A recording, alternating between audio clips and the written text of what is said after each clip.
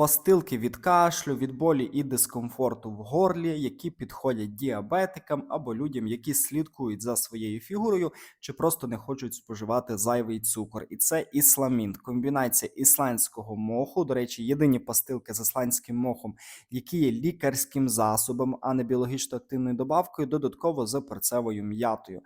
Тому хто хоче класний, безпечний засіб, який дуже круто зволожує ротову порожнину, пом'якшує кашель, пом'якшує білі першіння в горлі і взагалі є таким універсальним помічником при вірусних і не тільки захворюваннях. Рекомендую ісламінт в свою аптечку добавити.